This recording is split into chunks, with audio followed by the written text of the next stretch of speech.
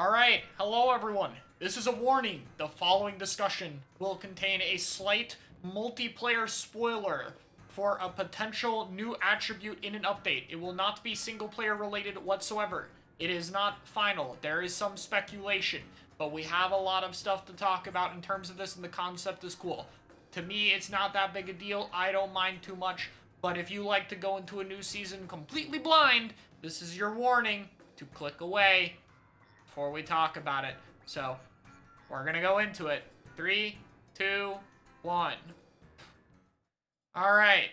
So, there are two potential specials very likely to be added to the game next season. There are two code-named specials in the files. They go under the code names of SP Chimney and SP Pogo. Now, more than likely, since the Splatoon 2 update has been pushed back, we will be seeing the Dually Umbrella as the new main weapons, likely starting in the update after. So we'll probably get Dually Umbrella in the Splatoon 2 update, because it makes sense. That would be fresh season 2024. And then that means Sizzle Season 2024, the last planned update, would be a new main weapon for Splatoon 3. So that would be the Splatana and the Stringer. So we would get Dually Umbrella and then Splatana Stringer. Which means this update, there is no main weapon in order as we go from the oldest to the newest weapon classes. So instead, what is more than likely is that these two specials will be added similar to Fresh Season 2023. Alright, simplifying a lot there. So, one of these specials is called SP Pogo. We don't really know anything about it, pretty much. That's not the one we're going to talk about. I did mention I had a slight theory. It seems like it is some kind of transformation special. I think it could be a reworked splashdown. I think we could see something like perhaps you get access to do splashdowns for a little bit, like maybe that takes over your sub-weapon or something. But that is hard speculation, and that's not based on anything really, other than the name. Now, you'll notice that this has a codename of Chimney, and typically the codenames have something to do with the special, but it can be obscure. For example, Zipcaster, I believe, is called Superhook, or something like that. And, you know, like, Superhook could describe the arm, but, like, obviously it's not the full picture. So in this case, this one is called Chimney.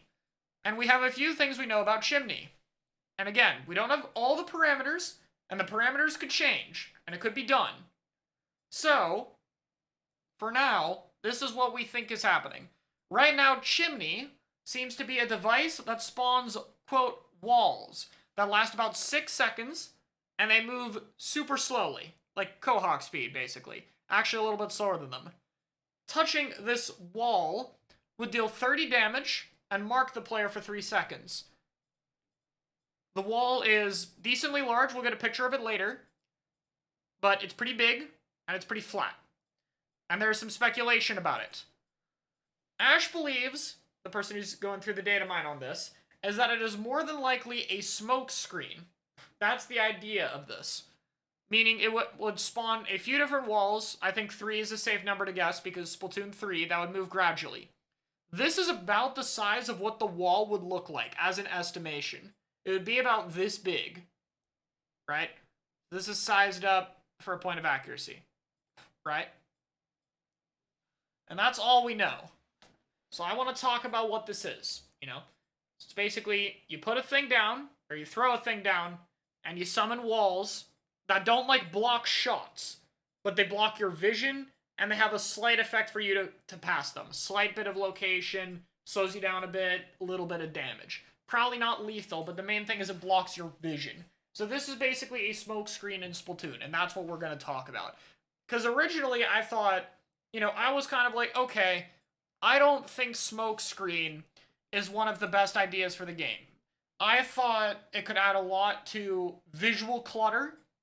It could make it harder to see what's going on. It could make the game more like ability and special based, so it could reduce the amount of main weapon gunplay in the game.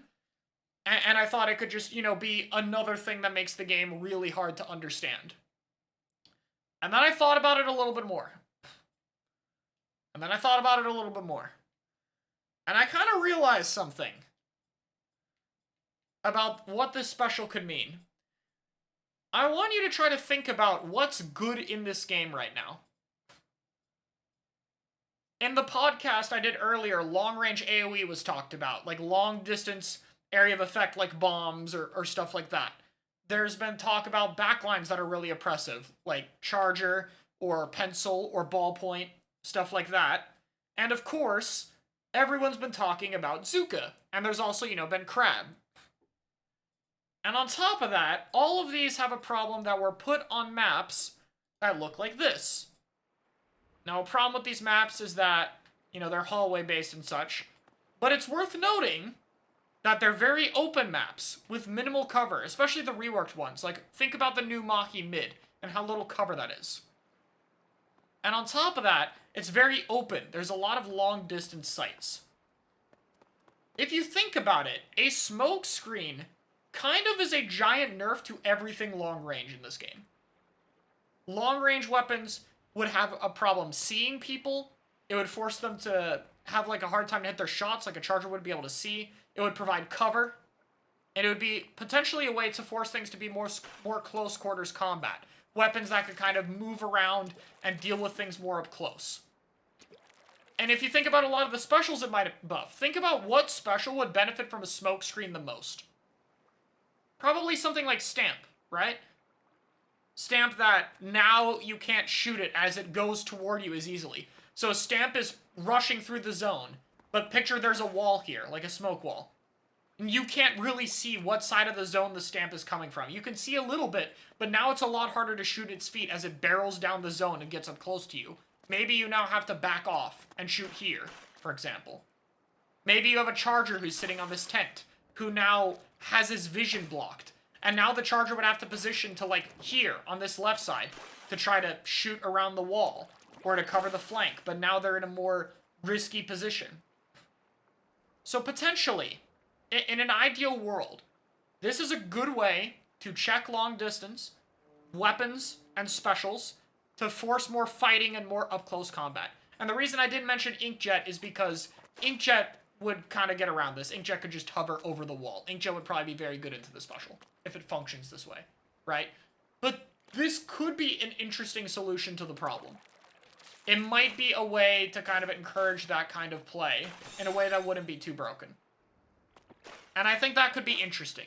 It could be a nice way to play around it. And what I like most about this is the smokes kind of encourage more main weapon play, which is kind of the opposite of what I was worried about. But these kind of smoke screens are good against a lot of specials and a lot of, like, subs that you want to throw at people. A lot of things that require line of sight. So it also nerfs the shit out of line marker, by the way, which is funny.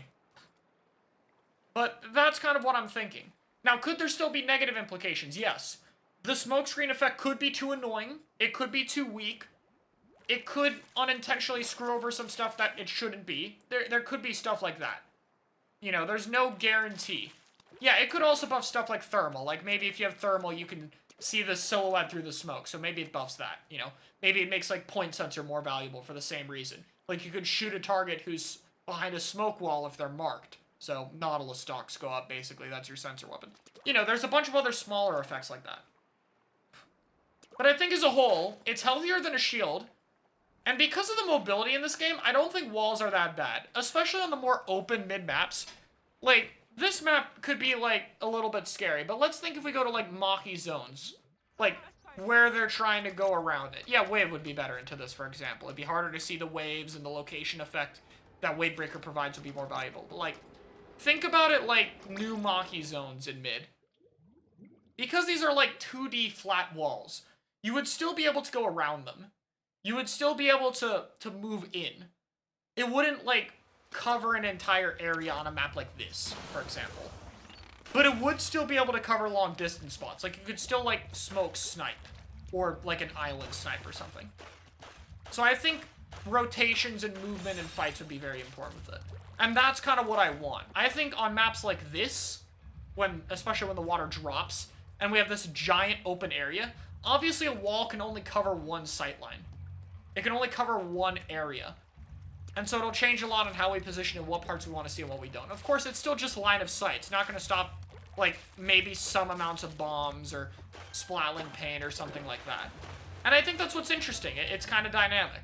But, you know, like, if there's a wall between these to take care of snipe, then you can still paint zone and stuff, but you need another wall to go over here. And if you put this wall flat, then there's a hole here, you know? A lot of stuff like that. And of course, we don't know how you place these walls. They're flat walls, yes. We don't know how you place them. We don't know if you get to place multiple in different directions. We don't know if it's automatic and they go in the same direction. We don't know how many you get, etc. We don't know what special power-up does. And on top of that, of course, all this data could change. This could be a very early version of the special, and maybe a lot of these numbers aren't final. Or maybe this concept didn't work out, and whatever we get could be different. There's no guarantees.